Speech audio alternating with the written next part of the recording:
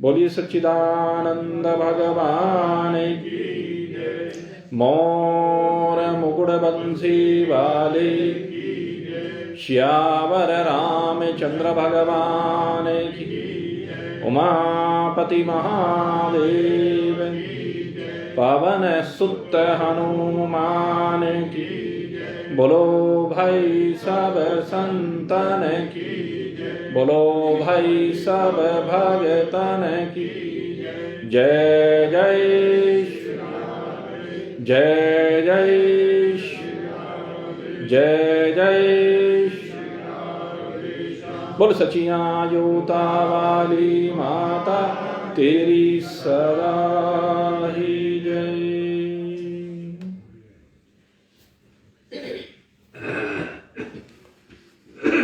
अपने हृदय में परमात्मा प्रेम की दिव्य धारा का प्रवाह करके भगवत प्राप्ति के लिए निरंतर प्रयासरत जिज्ञासु वृत्त, आज का दिन हमारी आध्यात्मिक संस्कृति का सबसे श्रेष्ठ दिन है, क्योंकि आज ही के दिन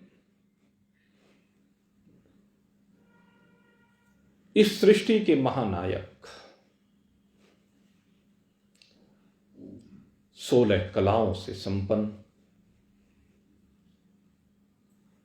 भगवान श्री कृष्ण ने हम सब के कल्याण के लिए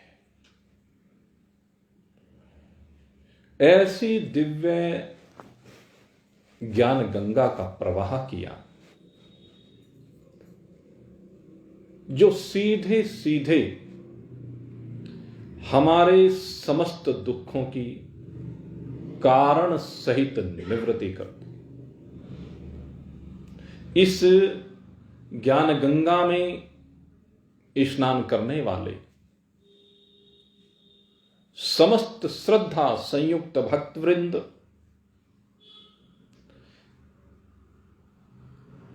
इस ज्ञान गंगा का अगर एक बिंदु भी सेवन कर लेते हैं तो वे उस सागर के आनंद से संयुक्त हो जाते हैं, क्योंकि जो आनंद सागर में है वही आनंद उस बिंदु में है। जो आत्मा है सोई परमात्मा है। केवल शरीर की दृष्टि से इस परमात्मा को आत्मा रूपी संज्ञा दे दी गई, अन्यथा परमात्मा में कोई बंधन सीमा नहीं है। शरीरों का बंधन, शरीरों की सीमा कल्पित है। परमात्मा में ये शरीर भासते हुए प्रतीत होते हैं अज्ञान से, और उसी अज्ञान की निवृत्ति इस दिव्य प्रवचन में की है भगवान श्री कृष्ण ने। और कब की है? भगवान की महत्ता को देखिए। भगवान श्री कृष्ण जैसा कोई दूसरा ऐसा कभी मिल नहीं सकता। जब 18 अक्षोहिणी सेना आमने सामने हो,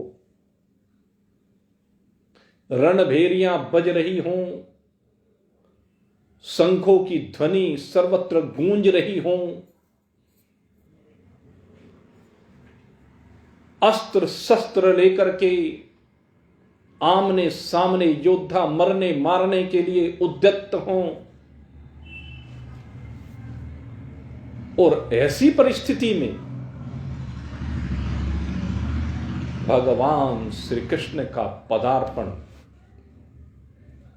उस कुरुक्षेत्र की भूमि पर जैसे ही होता है, वातावरण एकदम शांत हो जाता है। भगवान श्री कृष्ण ऐसे नायक हैं, भले ही वो पांडवों की ओर से लड़ रहे हैं, लेकिन कौरव पक्ष में भी जितने बैठे हुए हैं उनके सबके मस्तक उनके दर्शन करते ही झुकने प्रारंभ हो जाते हैं। सब भगवान श्री कृष्ण के प्रति श्रद्धावान हैं, सब भगवान श्री कृष्ण की शरणागति को प्राप्त हैं। अगर कोई एक दो दुष्ट है भी जो श्रद्धावान नहीं है, लेकिन वो भी भय से संयुक्त है। दुर्योधन दुशासन जैसे दुष्ट असुर प्रकृति के, वो भी श्रद्धा से संयुक्त अंदर अंदर हैं। वो उनकी महत्ता को जानते हैं, उनकी प्रभुता को जानते हैं। प्रत्यक्षतः तो प्रकट नहीं करते, लेकिन अंदर उनको सदा उन्हीं का भय बना रहता है। ऐसे वातावरण में जैसे ही भगवान का प्रवेश होता है, और किस रूप में प्रवेश होता है, कहते हैं कि सारथी के रूप में प्रवेश होता है।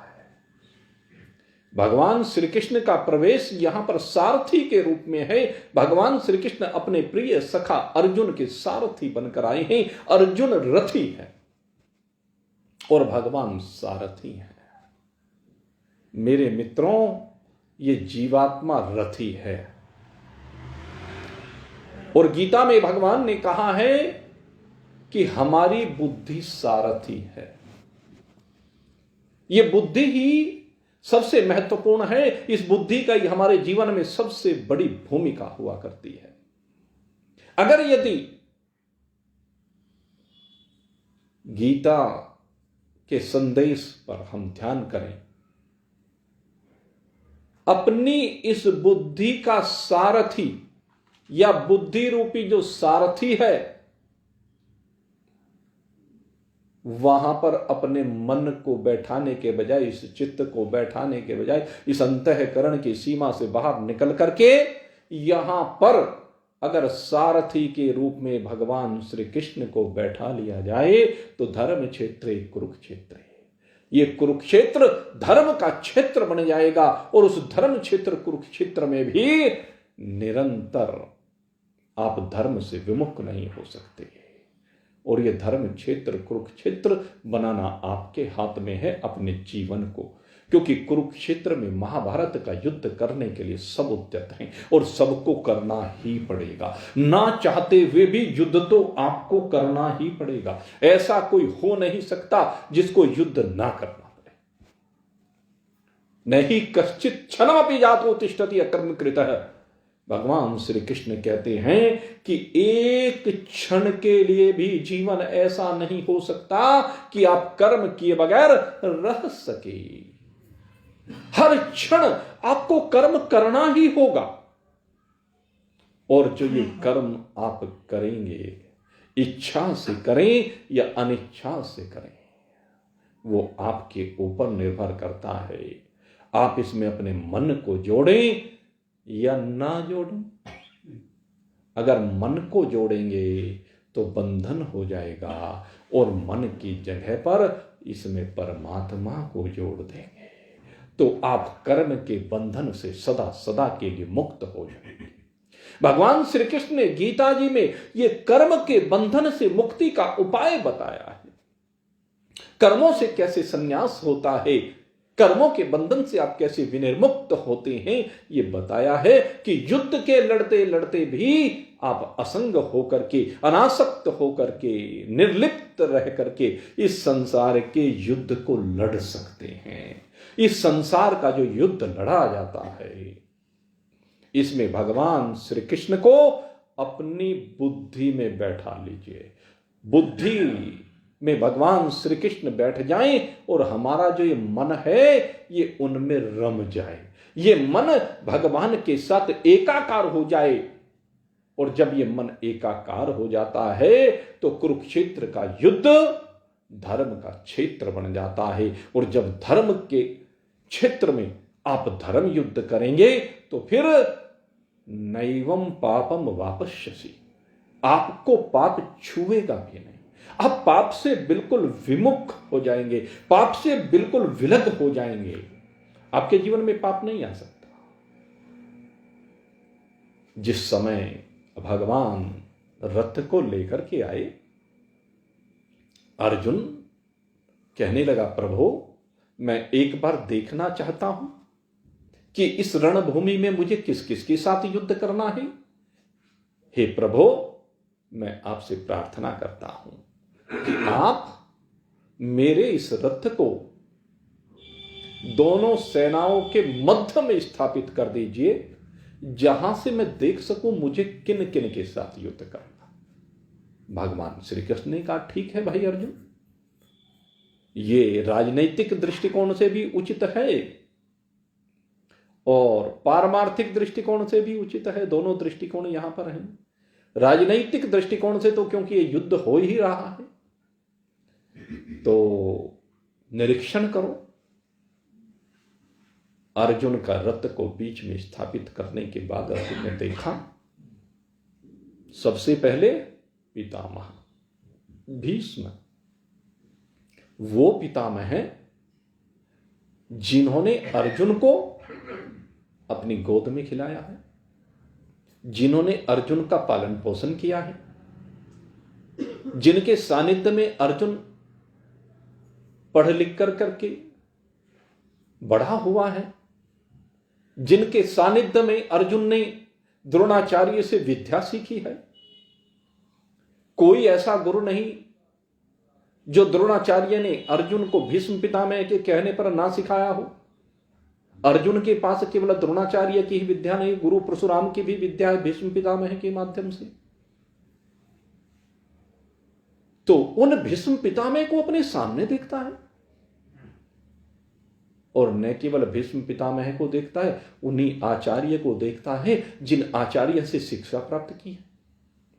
गुरु द्रोणाचार्य जिन गुरु से शिक्षा प्राप्त की है, उनको देखा, अरे सामने मेरे गुरुदेव, और तुरंत उनके चरणों में प्रणाम करता है। एक लोक मर्यादा है, गुरुदेव को देखते ही उनके चरणों में प्रणाम किया है। अखंड मंडलाकारं व्याप्तम येन चराचरम तत्पदम दर्शितम येन तस्मै श्री गुरुवे नमः। हे गुरुदेव, आपने तो सब कुछ सिखाया है, आपके चरणों में कोटिशः नमन है। और दृष्टि जैसी बाईं ओर हुई, सामने देखा, अरे हमारे समस्त संस्कार कराने वाले, हमारे कुल के पुरोहित आचार्य कृपाचार्य। अरे इनके आशीर्वाद से ही तो आज तक हम बड़े हुए हैं। इन्होंने हमारे लिए वो सब शुभ कर्म किए हैं जो किसी भी जीव के लिए करने चाहिए, लेकिन इन्होंने मन से किए। ये तो सदा से मुझे अपने बालक से भी बढ़कर के प्रेम करते रहे हैं।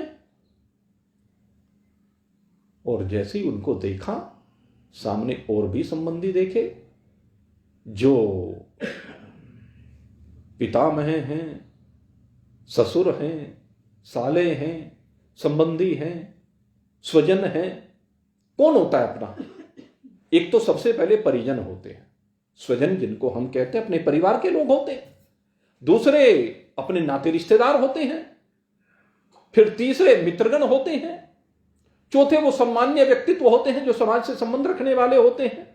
और वो सब आज अर्जुन ने देखे, अरे इनके साथ भी भला युद्ध होता है क्या? इनके साथ युद्ध नहीं किया जा सकता, ये तो सब मेरे अपने हैं। और जब इस प्रकार की परिस्थिति अर्जुन की हुई, भगवान श्री कृष्ण के सन्मुख हाथ जोड़ करके खड़ा हो गया, प्रभु मुझे तो सर्वत्र अंधकार ही अंधकार दिखाई दे रहा है।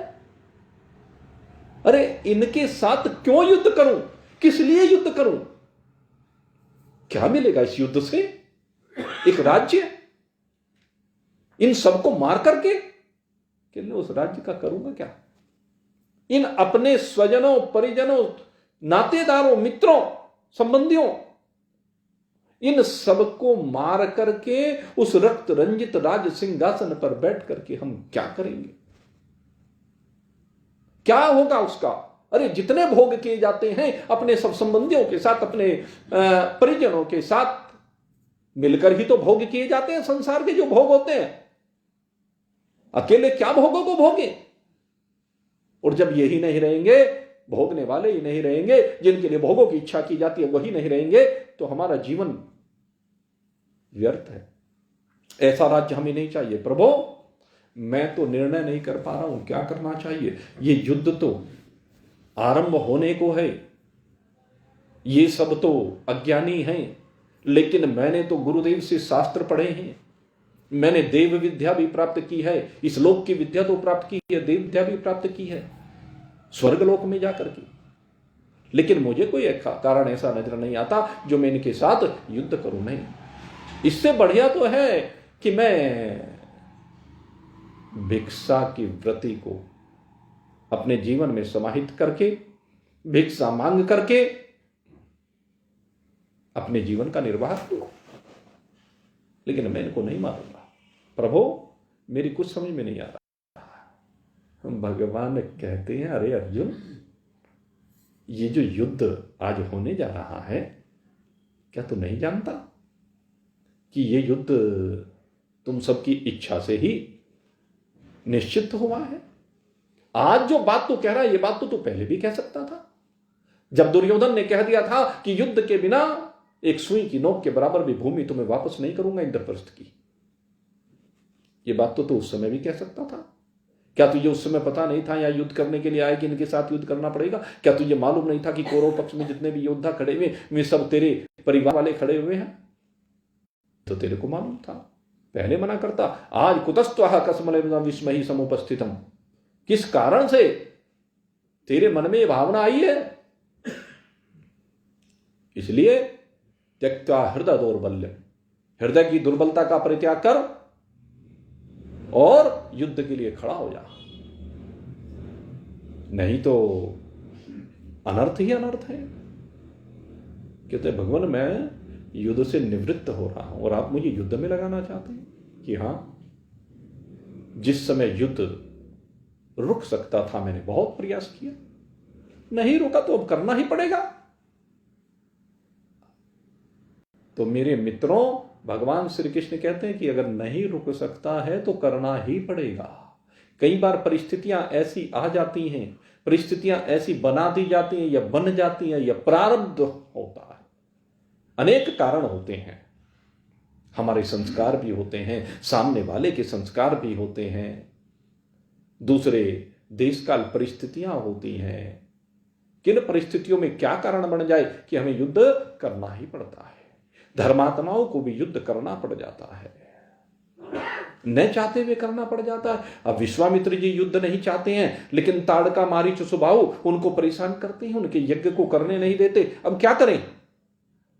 स्वयं शस्त्र विद्या में निपुण होने के बावजूद गुरु विश्वामित्र कहते हैं, मैं क्योंकि जब अक्षत्रिय था, जब राजा था, तब मैंने युद्ध से मुंह नहीं मोड़ा, लेकिन अब मैंने अक्षत्रियत्व का त्याग करके ब्राह्मणत्व को ग्रहण कर लिया है, इसलिए अब मैं युद्ध नहीं करूंगा। लेकिन ऐसा नहीं है कि इन असुरों का संहार नहीं होगा, इन असुरों का मुझे संहार अवश्य कराना है। इसलिए असुरों का संहार करने के लिए स्वयं युद्ध ना करके भगवान श्री राम को युद्ध करने के लिए ले आए। चाहते तो विश्वामित्र जी स्वयं युद्ध कर सकते थे, उनके लिए वे असुर कोई मायने नहीं रखते थे, लेकिन ऐसी परिस्थिति में क्या किया? भगवान को ले आए। मेरे मित्रों, बस जब भी कभी दुविधा की स्थिति हो, जब भी आप निर्णय करने वाली स्थिति में ना हो, जब धर्म और अधर्म के पल्ले डोल रहे हों तराजू के, तो उस समय क्या करें? भगवान को ले आए अपने जीवन में। चाहे बुद्धि रूपी सारथी भगवान श्री कृष्ण को बनाए, चाहे भगवान श्री राम को ले आए अपने जीवन में। अर्जुन ने यही किया है। अर्जुन कहता है, प्रभु कार्पण्य दोषो उपत स्वभावै पृच्छामि त्वां धर्म सम्मूढ़ चेतः यश्रेयान निश्चितं ब्रूहि तन्मे शिष्यस्तहं साधिमां त्वं प्रपन्नहि। और यहीं से मेरे मित्रों ये ज्ञान की गंगा का प्रवाह होता है। गुरु और शिष्य का नाता यहीं से प्रारंभ होता है। यहीं अर्जुन भगवान श्री कृष्ण का शिष्यत्व ग्रहण करता है। भगवान श्री कृष्ण तो सारे जगत के गुरु हैं, लेकिन सारा जगत उनसे ज्ञान लेता थोड़ा ही ना है। कहा न, वसुदेव सुतम देवम कंस चाणूरमर्दनम देवकी परमानंदम कृष्णम वंदे जगद्गुरुम। हमारे भगवान श्री कृष्ण सारे जगत के गुरु हैं, चराचर जगत को उपदेश देने वाले हैं। लेकिन उस उपदेश को कितने ग्रहण करते हैं, उस उपदेश को कितने मानते हैं? कौन भगवान श्री कृष्ण से उनका शिष्य बन करके उपदेश लेता है? बात तो यह है। तो अर्जुन आज भगवान का शिष्य बना है। अर्जुन ने कहा, प्रभु आप गुरु हैं, मैं आपके शिष्यत्व को ग्रहण करना चाहता हूं, आप मुझे अपना शिष्य बना लीजिए। मैं आपका शिष्य हूं, शिष्यस्ते हूं, और न केवल शिष्य हूं, अब मैं आपकी शरणागति हूं। और शरणागति किसे कहते हैं? शरणागति का मतलब है जब आपका संपूर्ण समर्पण हो जाए, अर्थात जैसे गुरु निर्देश दे फिर आपका जीवन उसके आधार पर चलना है, उसके कहे अनुसार चलना है, उससे विलग नहीं चलना। इसलिए आप मुझे जो भी निर्देश देंगे, जो भी आज्ञा देंगे, मैं उसके अनुसार इस जीवन को आगे लेकर के चलूंगा। स्पष्ट कर दिया। और देखा भगवान ने अर्जुन के भाव को, और अर्जुन के भावों को देख करके उस समय फिर अर्जुन को भगवान ने उपदेश देना प्रारंभ किया। वो युद्ध भूमि जहां शंख बज रही हैं, रणभेरियां बज रही हैं, ढोल नगाड़े बज रहे हैं, चारों ओर कोलाहल मचा हुआ है, मरने मारने के लिए उद्धत हो रहे हैं, लेकिन उसी समय जैसे ये भाव अर्जुन का प्रकट हुआ, सारा वातावरण निस्तब्ध हो गया, सारा वातावरण शांत हो गया। भीष्म पितामह ने देखा, हाथ जोड़ करके वहीं रथ पर विराजमान हो गए और प्रार्थना करने लगे वायुदेव से कि हे वायुदेव, आज आप मेरे ऊपर कृपा कर दीजिए, आज आप मेरे ऊपर ऐसी कृपा कीजिए कि सामने जो ये भगवान श्री कृष्ण के मुखारविंद से अब ज्ञान गंगा का प्रवाह होना जा रहा है, उसकी दिशा को मेरी ओर मोड़ दीजिए, जिससे वो ज्ञान गंगा इन कर्णपुटों के माध्यम से मेरे हृदय में उतरती चली जाए, उसका प्रवेश मेरे हृदय में हो जाए। एक तो लौकिक गंगा है जो मेरी माता है, जिसने मुझे जन्म दिया है, उस गंगा में तो मैंने बहुत स्नान किया है, उस गंगा ने तो मुझे पवित्र किया है, लेकिन ये जो ज्ञान की गंगा आज भगवान श्री कृष्ण बहाने के लिए उद्धत हो रहे हैं, हे वायुदेव, आज बस ऐसी कृपा कीजिए, ऐसी कृपा कीजिए कि उसका एक एक शब्द मेरे कर्णपुटों के माध्यम से मेरे हृदय के समस्त बंधनों को काटता चला जाए, मेरे जो अज्ञान के बंधन है वे सब कट जाए, मेरे जीवन का अंधकार अब दूर हो जाए। अब अंतिम चरण मेरे जीवन का चल रहा है, मैं चाहता हूं अब भगवान की वाणी मेरे अंदर प्रविष्ट हो जाए। आचार्य कृप और द्रोणाचार्य भगवान से प्रार्थना करते हैं, प्रभु हमने सदा अपने जीवन में केवल तेरा ही आश्रय ग्रहण किया है, सदा निरीक्षण भाव से तेरे ही चरणों में अपने चित्त को लगाया है, लेकिन प्रभु आज हमारी इच्छा बनी है, हे गोविंद, ये जो रसधार का प्रवाह होने जा रहा है प्रभु, इस रसधार का प्रवाह हमारी ओर भी कर दीजिए। आज हम जानते हैं कि आपके मुखारविंद से अमृत का प्रवाह होने जा रहा है, उस अमृत का हम पान करना चाहते हैं।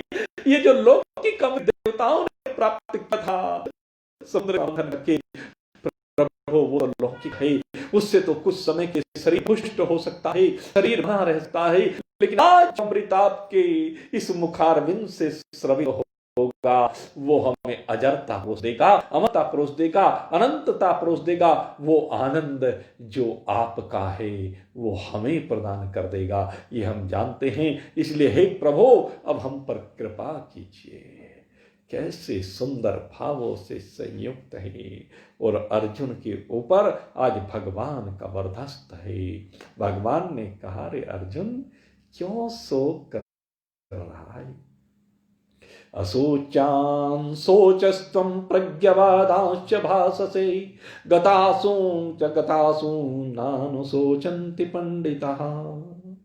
अरे, तुझे कोई शोक नहीं करना चाहिए, ना तुझे सोच करना चाहिए, ना तुझे शोक करना चाहिए, क्योंकि जो हमारी सोच होती है ना, यही शोक का कारण होती है।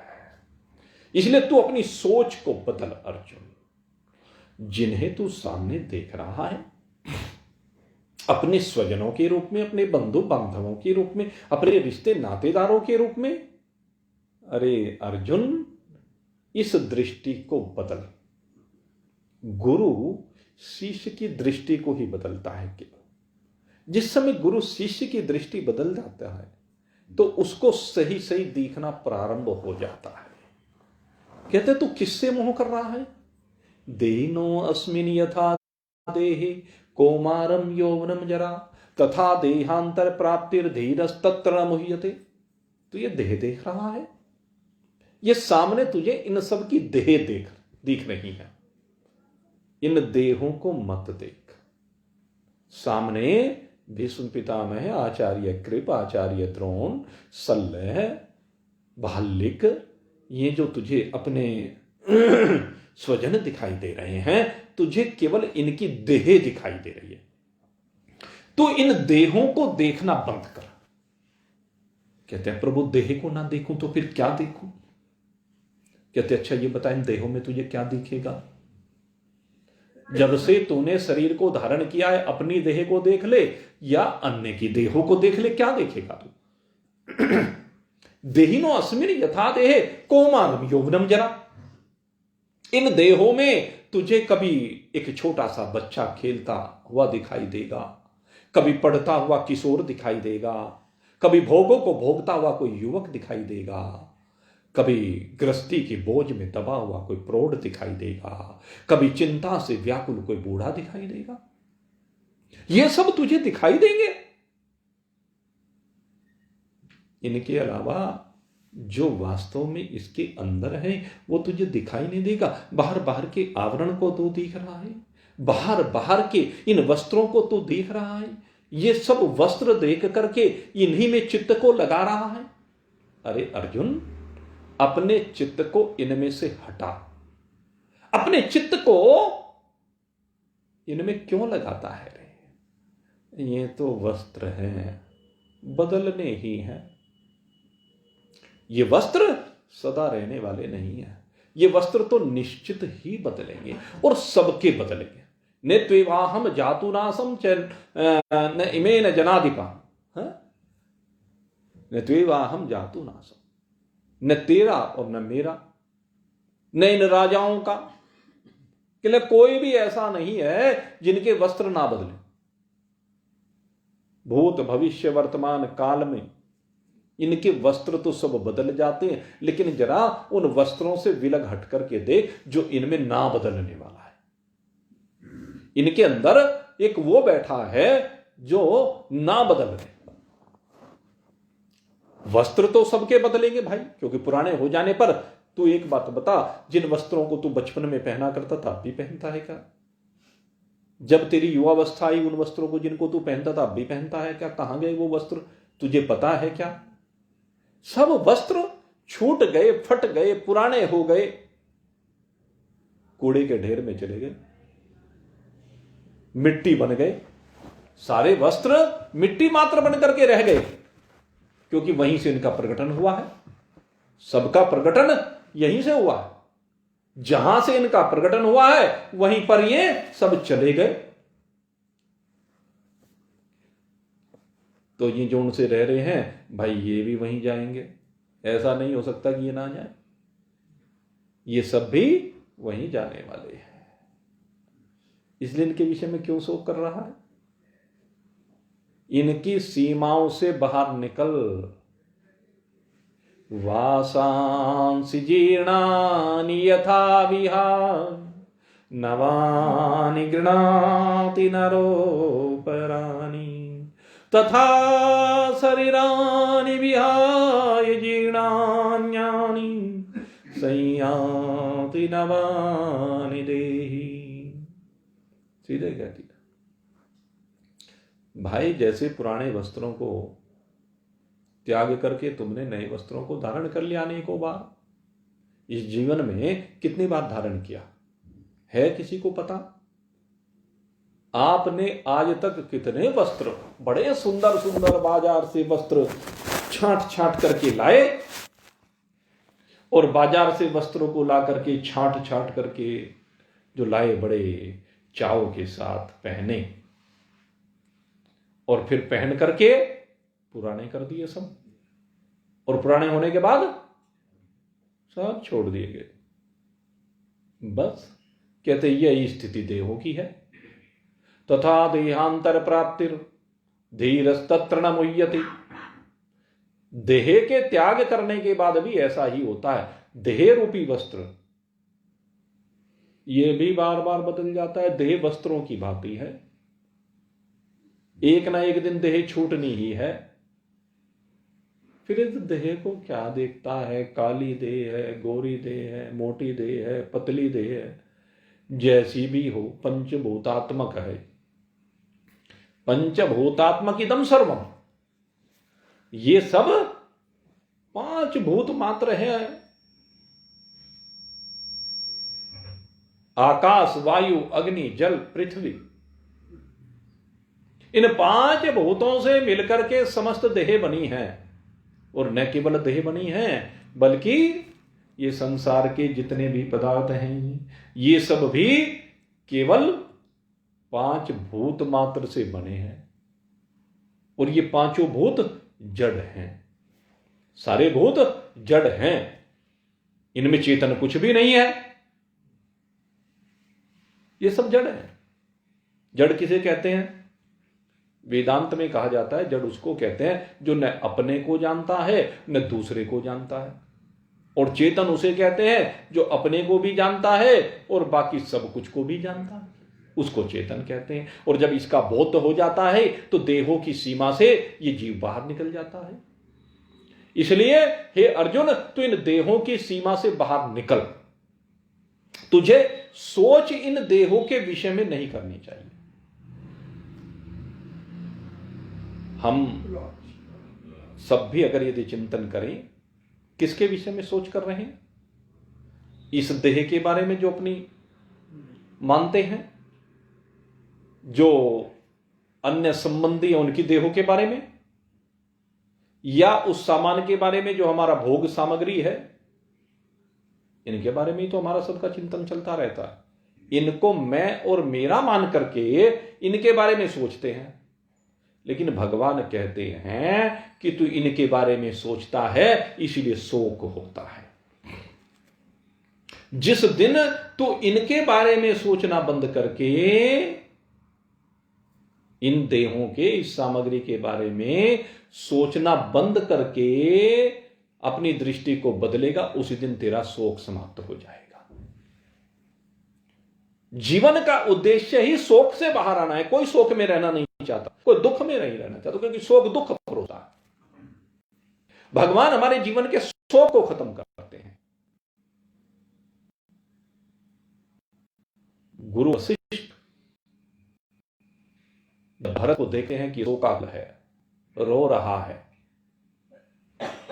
तो क्या कहा? किसके लिए रो रहा है? इन महाराज दशरथ के लिए। ये महाराज दशरथ तेरे पिता जिनको तू मानता था उनके लिए। कहते हैं महाराज दशरथ शोचनीय नहीं है, ये शोक करने के योग्य नहीं है। क्यों सोच करने के योग्य नहीं है? क्यों शोक करने के योग्य नहीं है?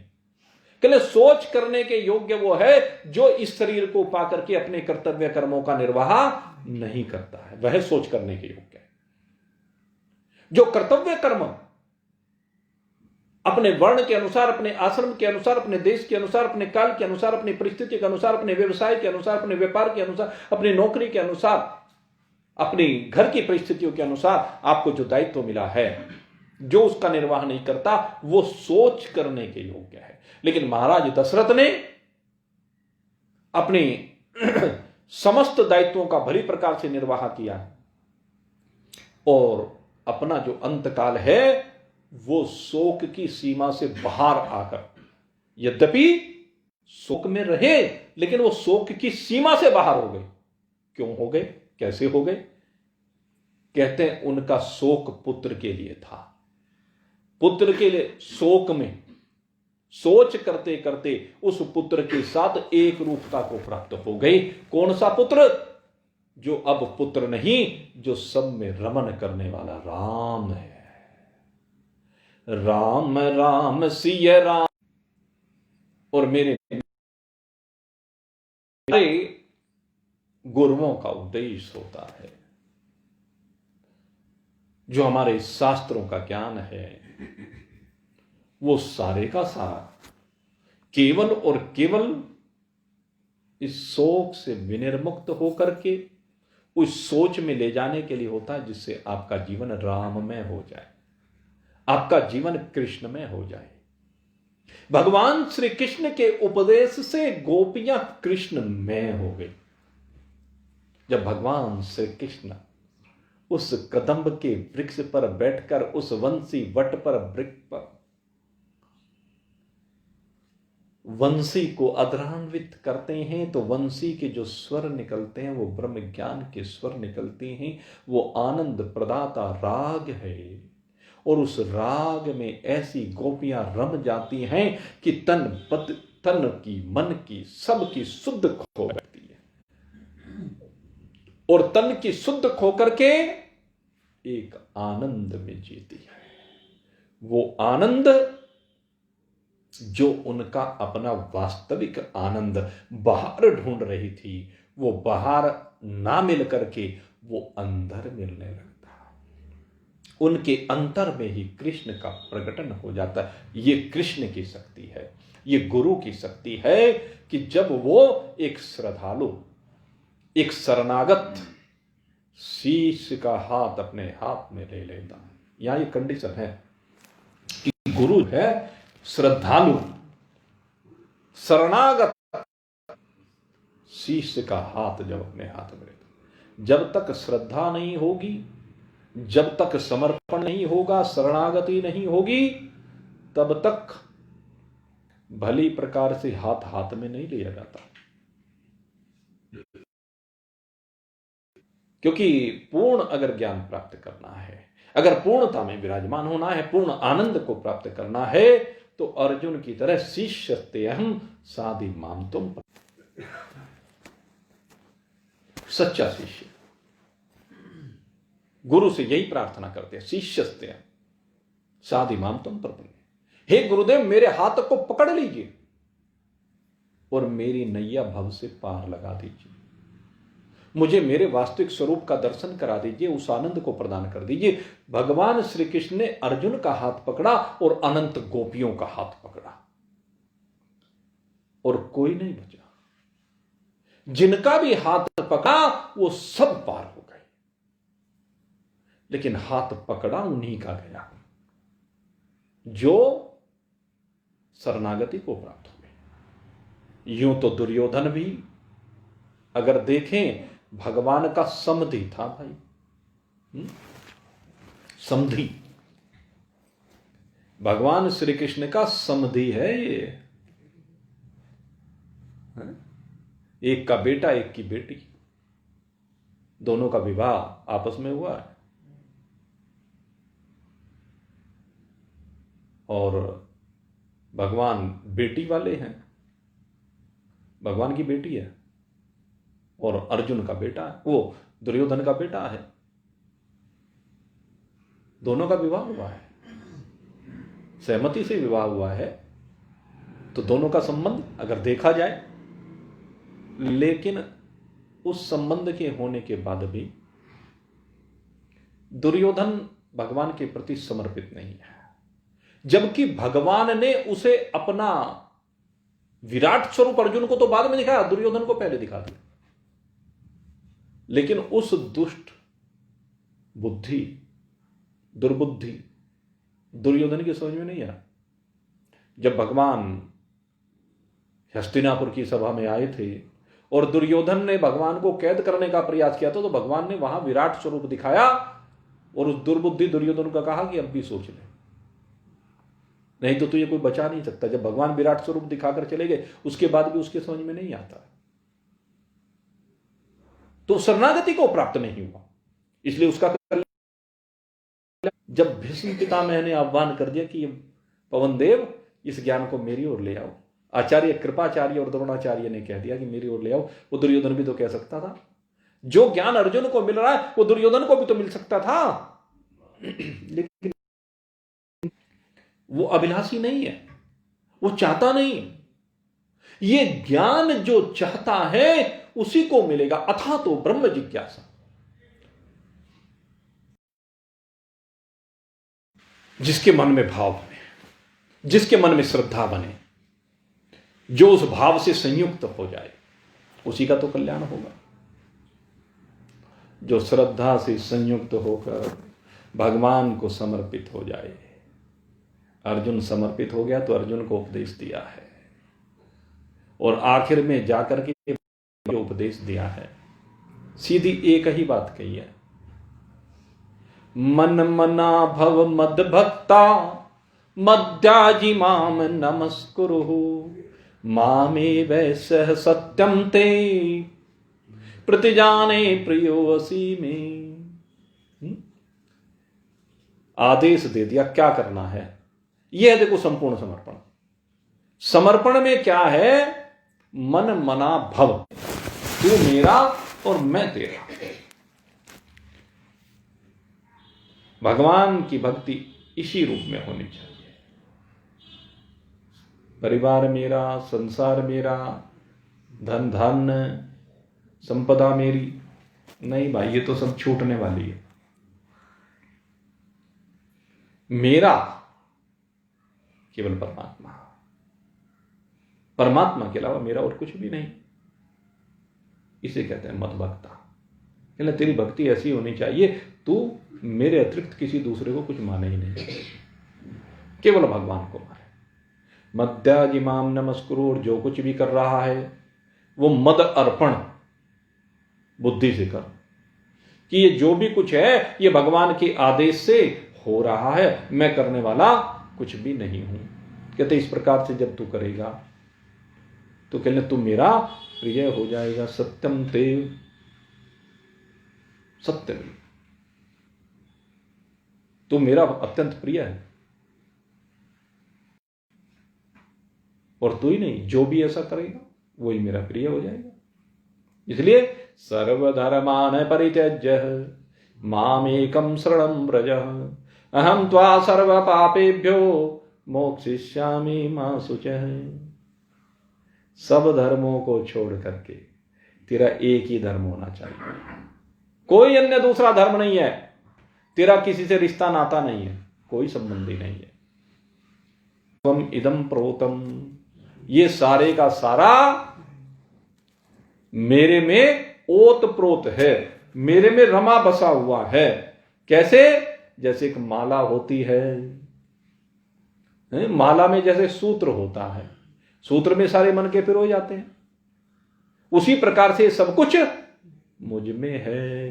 कहले बस मैं तुझे यही दृष्टि दे रहा हूं कि ये जो कुछ तू सामने देख रहा है इनमें तू भीष्म पितामह को देखना बंद कर दे, आचार्य गुरु को देखना बंद कर दे, अपने रिश्तेदारों को देखना बंद कर दे, बल्कि इनमें क्या देख?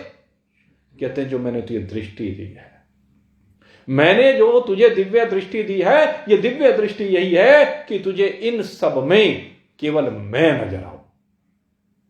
तेरा एकमात्र धर्म यह है कि इन सब में मुझे देखते हुए फिर तू कर्म कर, मेरी आज्ञा से, मेरी आज्ञा के अनुसार तुझे कर्मों को करना है।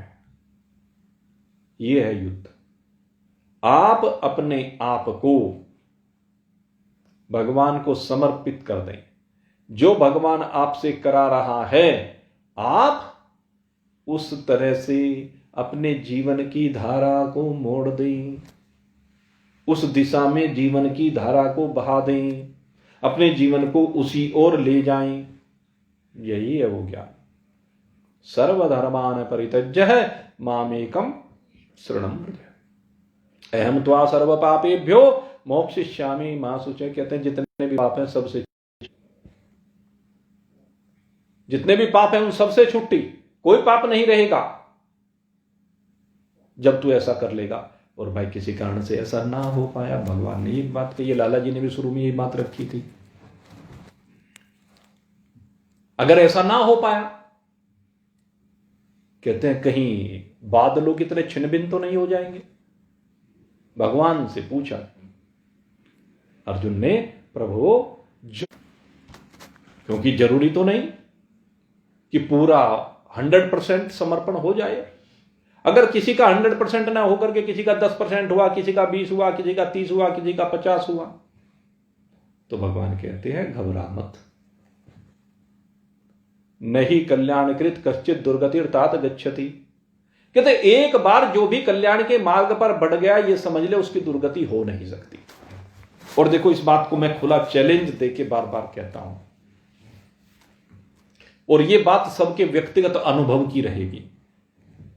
जो यहां पर इस शरीर के रहते रहते सिद्धि को प्राप्त हो गया, परमात्मा को प्राप्त हो गया, उनकी तो कोई बात है ही नहीं। जो प्राप्त नहीं कर पाया, जिस समय यहां से साधकों की यात्रा आगे जाती है, तो इस बात को उस साधक को स्वयं देखना है, भोगना है। यहां से आगे के लोक की जो यात्रा होगी, उसमें तो साधक अकेला जाएगा, कोई दूसरा साथ में नहीं जाएगा, न गुरु जाएगा,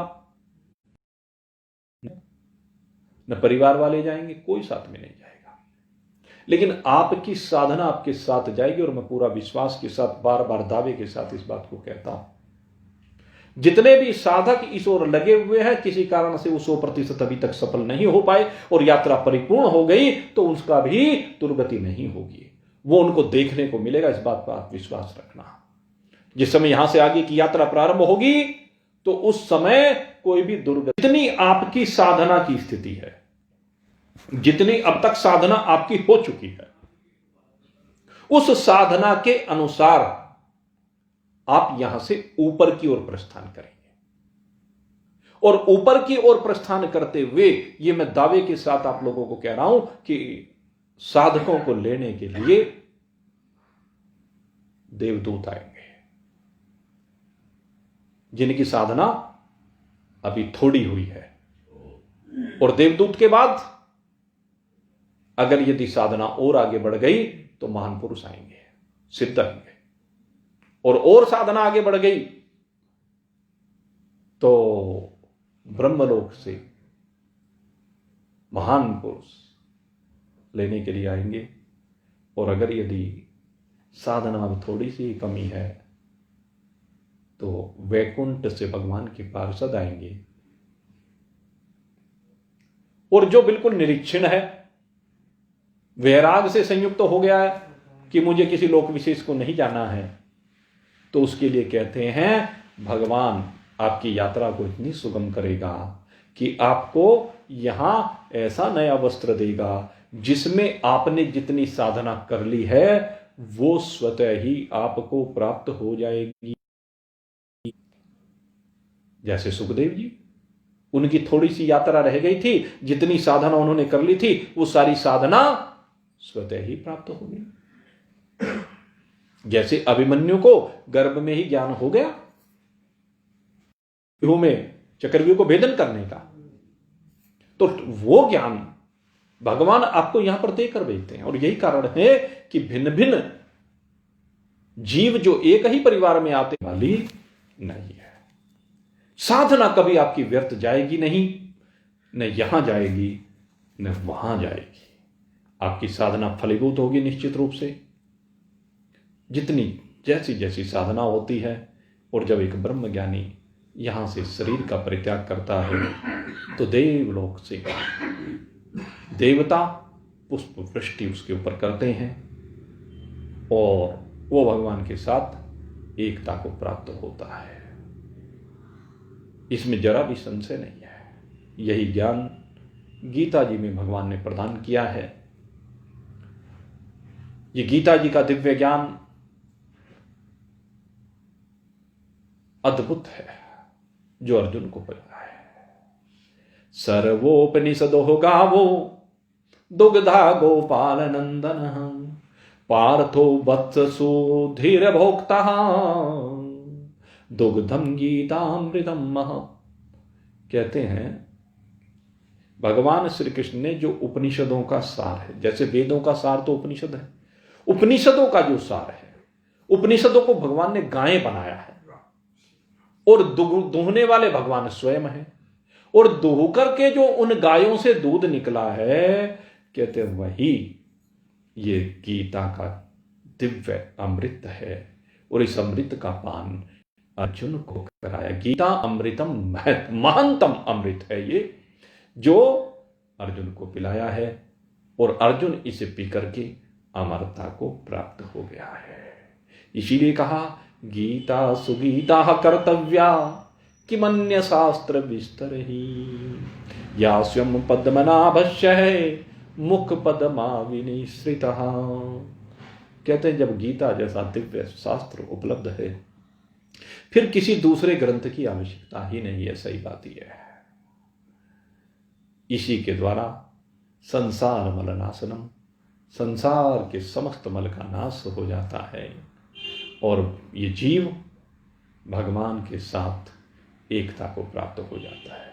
आज गीता जयंती की पुनीत पावन पर मैं समस्त साधकों को हृदय से शुभकामना प्रदान करता हूं और भगवान से प्रार्थना करता हूं कि हे भगवान श्री कृष्ण, आप तो कण कण में व्याप्त हैं, आप ही की सत्ता से सब कुछ सत्तावान हो रहा है। इसलिए आप जितने भी साधक आपकी शरण में श्रद्धा के साथ आ रहे हैं, इनके ऊपर कृपा कीजिए और इन्हें ये गीता का अमृत पिला करके मृत्यु की सीमा से पार ले जाइए। अपने आनंद से इनको संयुक्त कर दीजिए। ये कृतता का अपने आप में अनुभव करते हुए जीवन मुक्ति का आनंद यहाँ पर ले। मैं आप सभी के लिए बहुत बहुत शुभकामना करता हूँ और भगवान श्री कृष्ण के चरणारविंदों में कोटि से नमन करता हूँ। वसुदेव सुतं देवं कंसचाणूरमर्दनं देवकी परमानन्दं कृष्णं वन्दे जगद्गुरुं कृष्णं वन्दे जगद्गुरुं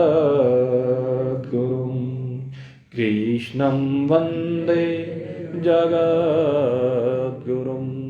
आइए प्रेम के साथ 2 मिनट के लिए भगवान के उस दिव्य मंत्र का भी हम पाठ करेंगे जो सीधे भगवान की प्राप्ति कराने वाला है। ओम नमो भगवते वासुदेवाय। ओम नमो भगवते वासुदेवाय। ओम नमो भगवते वासुदेवाय। ओम नमो भगवते वासुदेवाय। ओम नमो भगवते वासुदेवाय। ओम नमो भगवते वासुदेवाय। ओम नमो भगवते वासुदेवाय। ओम नमो भगवते वासुदेवाय। ओम नमो भगवते वासुदेवाय। ओम नमो भगवते वासुदेवाय। ओम नमो भगवते वासुदेवाय। ओम नमो भगवते वासुदेवाय। ओम नमो भगवते वासुदेवाय। ओम नमो भगवते वासुदेवाय। ओम नमो भगवते वासुदेवाय। ओम नमो भगवते वासुदेवाय। ओम नमो भगवते वासुदेवाय। बोली वृंदावन बिहारी लाल की। और कल से श्रीमद्भागवत कथा का स्वाध्याय प्रतिदिन चलेगा। महात्म कल पर्यवसान को प्राप्त हो गया था। कल से प्रथम स्कंद श्रीमद्भागवत का आपके सन्मुख रखा जाएगा और समय आपको मालूम है ठीक 7:30 बजे से 8:30 बजे तक। जो लोग यहाँ उपस्थित नहीं हो सकते हैं तो वो भी वहीं अपने घर पर धारणा करके, ये आप जानते हैं कि फेसबुक पर लाइव ये इस समय चल रहा है, तो वहीं धारणा करके ठीक समय पर उसी समय यानी इस सत्संग का श्रवण करें तो उसमें एक विशिष्ट श्रद्धा बन जाती है। उस समय पर अगर नहीं कर सकते तो फिर जिस समय भी श्रवण कर सकते हैं सो कर लें, क्योंकि सेव हो जाता है। लेकिन अगर उसी समय पर आप विराजमान हो तो उससे एक एकाग्रता बनती है। बिल्कुल ठीक इसी तरह से भावना करके कि हम वहीं सत्संग भवन में बैठे हैं और सत्संग भवन में ही कथा चल रही है, उसका श्रवण करें, क्योंकि श्रवण के लिए है ये। श्रवण से ही आगे मनन और निध्यासन होता है। तो आप सबके लिए बहुत बहुत शुभकामना करते हुए अब यहीं पर विश्राम। बोलिए सच्चिदानंद भगवान की।